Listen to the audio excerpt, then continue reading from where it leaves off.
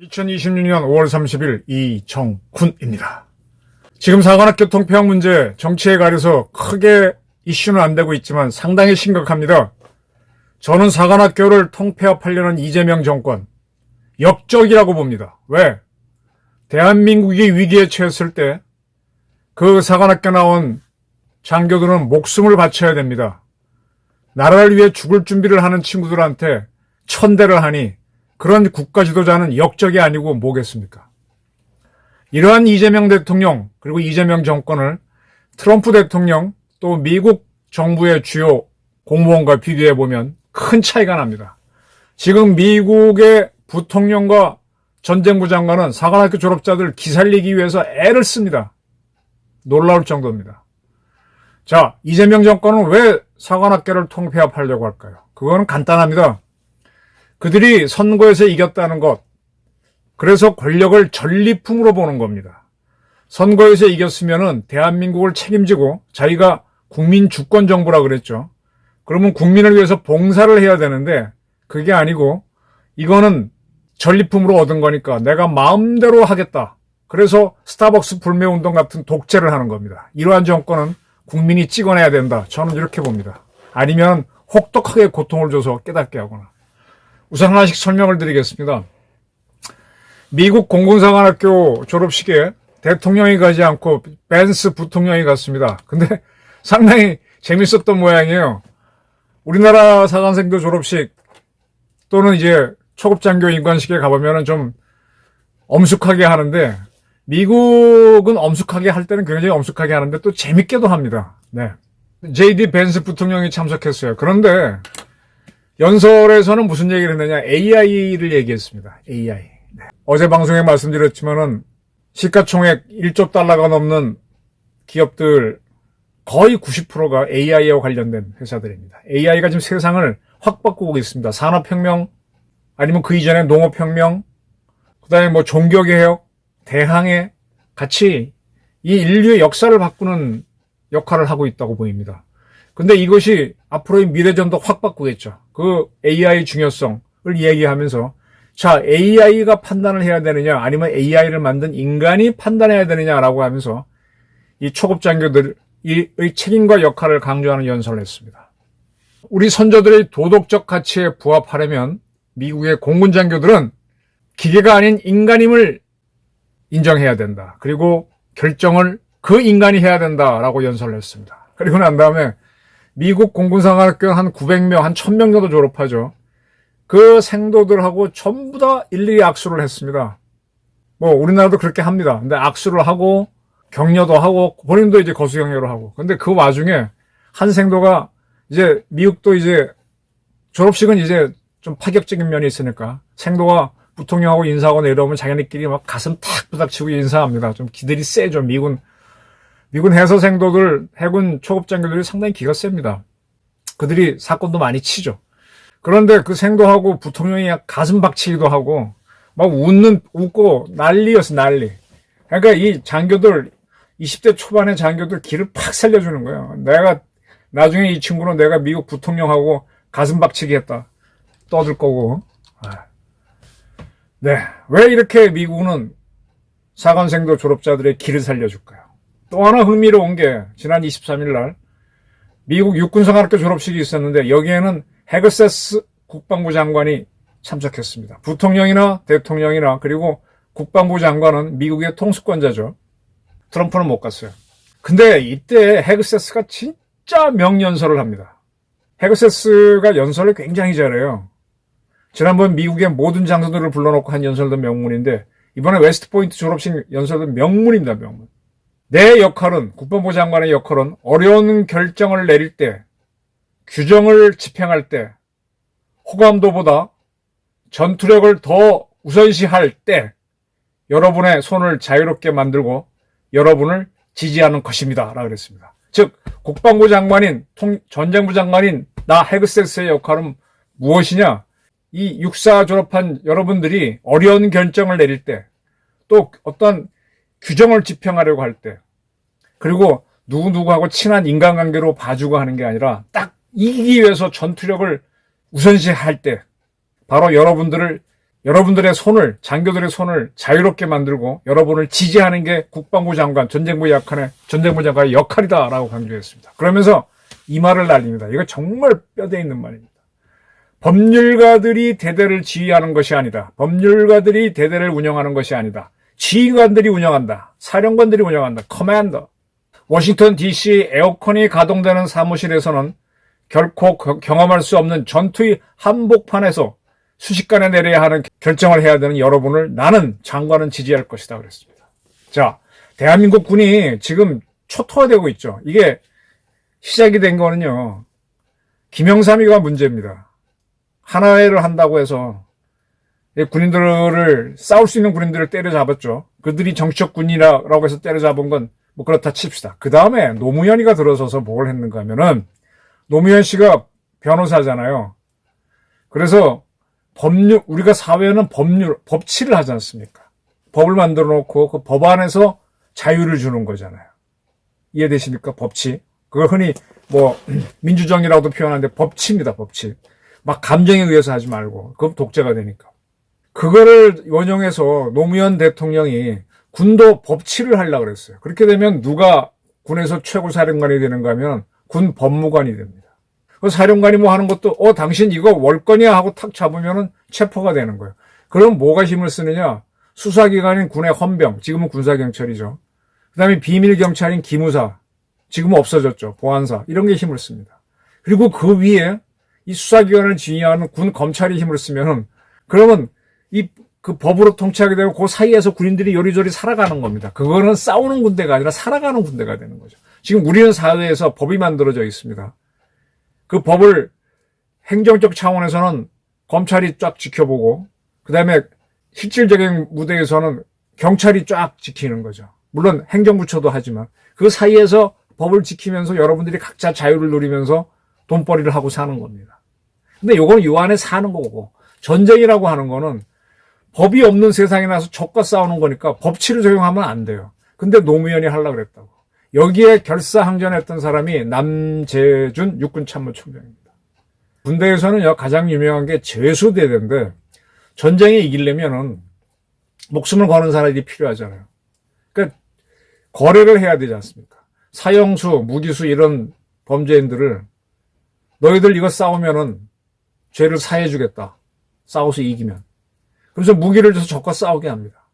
이거는 절대로 법칙국에서는 있을 수 없는 일인데 전쟁에만 합니다. 그리고 어떠한 이가 나쁜 짓을 했더라도 그가 전쟁에 꼭 필요한 사람이면은 사형을 군사법원에서 했더라도 사령관이 다 사면해주고 너 들어와서 싸워 이렇게 해줍니다. 이러한 걸 다 못하도록 노무현 정권이 만들려고 했는데, 그렇게 되면 우리 군 망가진다 하고 남재준 총장이 대들었어요. 그래서 못합니다. 근데 그때 노무현 대통령 시절에 앞장서는 게 누구냐면 문재인이었습니다. 민정수석하고 비서실장 했었죠. 그가 이제 대통령이 돼가지고 이런 것들을 집어넣습니다. 그래서 지금은 대한민국 이재명 정권에서 군인들이, 더군다나 윤석열 정권에서 계엄하다가 군인들 동원됐다고 총도 날려버리니까 군인들이 법망에 걸리지 않으려고 여러저리 도망다니는, 법안에서 움직이는 이 사회인처럼 된 거예요. 그래서 어떤 장교는 나 지금 연금 못 받게 됐다고 징징 짰지 않습니까? 그게 사회인하고 뭐가 달라요? 군복 입은 월급쟁이지? 그렇게 돼 있습니다. 참 노무현, 문재인이 참 많이 망쳤죠. 그리고 이재명이 그걸 활용하고 있는 겁니다. 그 중간에 윤석열 대통령이 계엄령 했다가 실패하면서 군인들이 더 바보가 됐는데, 지금 이재명 정권은 지금 사관학교를 통폐합한다. 인구가 줄고 있으니까 군대도 줄여야 되니까 사관생도 필요 없다. 뭐 하면서 계속 쫓아내는 쪽으로 갑니다. 근데 이러한 나라가 강국이 되느냐? 아닙니다. 미국은 달라요. 지금 우리나라 군대는 법률가들이 운영하는 식으로 가는데, 물론 군 지휘관이 법무 담당 장교를 특별 참모로 두고 물어보면서 해야죠. 무조건 뭐 법도 어기면서 막 하는 건 아니죠. 근데 그가 주인이 되면 안 되는데, 헤그세스가 법률가들이 대대를 운영하는 것이 아니라 지휘관, 커맨더가 운영한다. 딱 얘기합니다. 워싱턴 DC 에어컨이 가동되는 사무실에서는 경험할 수 없는 전투의 한복판에서 순식간에 결정을 내려야 하는 여러분을 나는 지지할 것이다. 지금 펜대 굴리고 앉아있는 안규백 국방부 장관이라든지 이재명 대통령 같은 사람들이 지 머릿속에 있는 개념으로 우리 군을 와해화시키고 있는 거예요. 사관학교를 박살내고 있는 거예요. 그런데도 우리 군인들은 찍소리도 못하니까 그들도 군발입니다. 나는 현장 지휘관에 재량을 부여하겠다. 그리고 실제로 헤그세스 장관은 육해공군 최에서 고용되어 있는 변호사들을 해임하고 법무부서를 되게 개편했습니다. 그리고 군수 내부의 DEI, Diversity, Equality, Inclusion, 다양성, 형평성, 포용성, 중시기조를 다 버려라. 몇 번 얘기했죠. 이건 트럼프도 얘기했고. 오로지 우리는 능력에 의해서 싸우는 군대. 지금 뭐 대한민국 군대에서 이것저것 재고 하라니까 뭘 할 수 있습니까?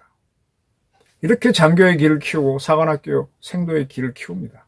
사관학교 통폐합 얘기 미국에서는 어떠한 정권에서도 안 합니다. 자, 그 직전에는 미국 해군 사관학교 졸업식이 있었어요. 5월 22일이죠. 이때는 트럼프도 안 가고 벤스도 안 가고 헤그세스도 안 가고 댄 케인 합참의장이 갔습니다. 이날 미 해군이 F-18 가지고 아크로바틱 공중고개팀 에어쇼 하죠. 그게 블루 엔젤스인가? 이름이. 근데 그때 둘이 충돌해서 사고가 났던 그날입니다. 댄 케인 장군 지금 트럼프 밑에서 모든 작전에 대한 조언을 하고 있죠. 트럼프한테. 그래서 그는 장교의 성품을 굉장히 강조했고 그 다음에 해군과 해병대 간의 합동성을 강조했어요. 조인트니스. 네, 합동성은 굉장히 중요합니다. 근데 그걸 사관학교 통합한다고 합동성이 되는 게 아니에요. 그게 아니에요. 그게 떨어뜨려 놓고 다시 합동을 해야 되는 겁니다. 그리고 역시 AI, 드론, 사이버전 등을 얘기했고요. 그리고 5월 20날에는 미국에서 사관학교가 하나 더 있죠. 해안경비대 사관학교, 코스트가드 아카데미가 있습니다. 여기에는 트럼프가 참석했습니다. 그러면서 지금 미국에는 이제 자기네 국경이라고 하는 게 캐나다하고 멕시코 사이에 육지로 이어진 국경이 있죠. 그 국경은 미군이 지키는 게 아니고 미국 국토안보부 있죠. 국토안보부에 국경수비대가 있습니다. 국경수비대가 국경을 지키고요. 그 다음에 태평양하고 대서양 쪽 바다로 면한 데는 이 해안경비대가 지킵니다. 근데 국경수비대가 있는 데는 좀 들어오기 어렵죠, 육해. 그러니까 되게 바다로 마약이라든지 뭐 이런 것들이 들어오니까 이 해안경비대가 막습니다. 그래서 굉장히 잘 알아. 이 마약 때문에 베네수엘라의 마두로를 체포했잖아요. 해안경비대가 상당히, 미 해군은요, 미국 안 지키고 전 세계에 나가서 싸움질 하는 겁니다. 그러니까 미국을 실질적으로 지키는 건 해안경비대죠. 그러면서 트럼프는 앞으로 여러분들은 더 큰 테스트를 겪게 될 것이다 라고 하면서 리더십과 인내를 강조합니다. 그리고 봉사를 요구하고요. 그러면서 역시 생도들의 권위를 살려줍니다. 또 하나 미국에는 상선 사관학교라고 있는데 이거는 뭐 군사라고 해야 되나 옛날에는 해외에 나가서 무역하는 그 선장들을 키우는 사관학교가 있었는데 지금 군사 기능은 약해졌죠. 이거 말고 이제 간호사관학교가 있고 한데 이렇게 미국은 사관학교 통합 얘기도 없고요. 각자 독립적으로 가. 미국에서 이 사관 생도들끼리 공사 육사 해사끼리 이 체육대회 할 때는요 겁나게 합니다. 일본 방위대학에서도 걔네들 싸울 때 보면요 겁나게 싸웁니다. 우리나라처럼 몸살이지 않아요. 막 다쳐요. 인간 탑도 쌌던데. 우린 너무 지금 사관학교 교육이 고분고분하죠. 공부 잘하는 애들만 키우는데 제가 살아보니까 공부 잘하는 게 장점은 되지만 그게 전부는 아니더라고. 공부를 잘하는 친구를 하면은 고시를 하거나 대기업에 들어가서 임원이 되거나 언론사에 오거나 교수가 된다면 비교적 유리할 것 같아요. 그러나 그 나머지 분야에서는 주먹이 오고 가고 술도 있고 말빨도 있고 운동도 해야 되는 데서는 그렇게 큰 장점이 아닙니다. 하나일 뿐이죠.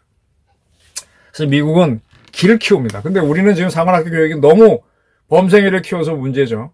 그래도 박정희 시절 전두환이 졸업하고 노태우가 나올 때는 우락부락한 울퉁불퉁한 장교들이 많은데 요즘은 좀 상당히 그래요. 자, 그렇게 키운 장교들을 미국이 요구하는 거는 국가가 원할 때 너희네 목숨 바쳐라. 쉽게 말하면 돼지죠. 돼지 잘 키우는 게 뭐예요? 제사 지내려고 하는 거잖아요. 군인들이란 게 그런 존재입니다. 그래서 제복을 입히고 대우를 해주고 길을 살려주는 거예요. 근데 그런 용사들을 천대하는 게 누구냐? 이재명 정권이요. 그 앞서는 문재인 정권이고. 그래서 저는 두 정권을 역적으로 보는 겁니다. 이들이 왜 그런가 하면은 자기들이 그렇게 할 수 있는 이유를 선거에서 이겼잖아. 이겼으니까 이 권력을 전리품으로 보는 겁니다. 전리품으로 보니까 어떤 얘기를 하면 헌법대로 정치를 하는 게 아니라 헌법을 바꾸겠다는 생각을 하는 거죠. 그래서 5.18을 집어넣겠다라든지, 그리고 5.18 날 탱크데이를 했다고 스타벅스가 오만하다고 불매운동을 주도하고도 아무 죄책감이 없는 이런 상태가 되는 겁니다. 그래서 저는 이러한 정권을 국민들이 속아내야 된다고 봅니다. 어떻게 헌법을 자기 마음대로 고치겠다는 얘기를 툭툭 던지고, 물론 고치면 국민들하고 합의가 돼야 되는 거죠. 이 독재를 합니다. 5.18을 너무 막 띄우고 있어요. 아니, 민주주의라면 5.18에 대해서 정신을 지키는 건 좋아. 근데 거기에 의문도 제기 못해? 그것도 조롱이라고 막는 이게 민주주의입니까? 그러니까 이런 것들이 왜 나오느냐? 자기네가 권력을 잡았으니 전리품으로 권력을 보는 겁니다. 그건 절대로 민주주의를 할 뜻이 없는 자들입니다. 속아내고 쫓아내야 된다. 그리고 우리는 국가를, 사관학교를 어떻게 키울지를 미국을 보면서 방법을 찾아야 된다. 이렇게 생각합니다. 감사합니다.